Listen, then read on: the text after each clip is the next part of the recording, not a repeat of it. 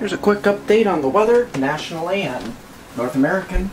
We have the west coast here, which we have only a few flash flood warnings left around the Puget Sound, just west of Seattle, some flood watches. There might be another system moving in later, but it will be very light. There's just a few flood watches to cover that. Otherwise, the system's finally moving across the Rockies here. We have a few higher elevation mountain snow here, but that's about it.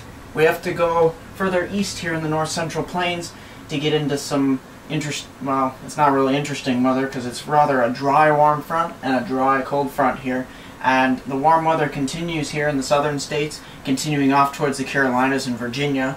But we have some colder air coming across the lakes here. We're finally seeing some colder air, and that will likely translate across the Great Lakes.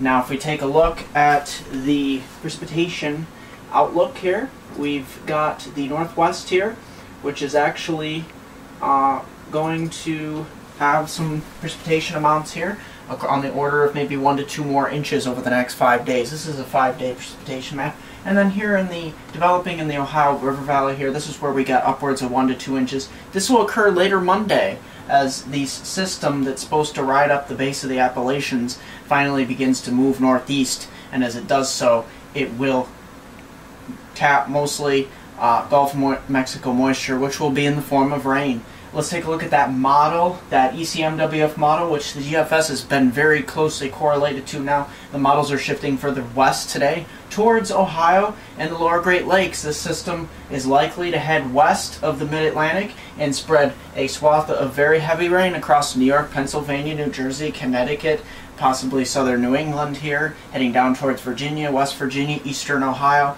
But here's where things get interesting on the backside of this system. Possibly northern Michigan, southern Michigan, heading down towards Indiana, possibly eastern Illinois, these areas down into Kentucky, western West Virginia. These areas may have to look at the possibility of a heavy wet snow, so we'll continue to watch that for you. Other than that, I have a quick thing to discuss with something I saw on the satellite picture yesterday. Many people saw this.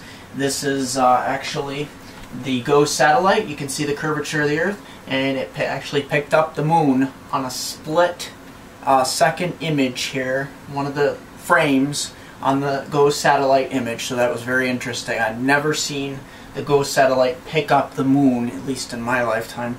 Never seen it pick up the moon for just one brief image. You can see it right off the curvature of the Earth there. So that's pretty much it. I'm meteorologist Mark Muller. Here's a quick 4-day forecast for my hometown viewers from Binghamton to Elmira and all the points in between, including northern tier counties of Pennsylvania.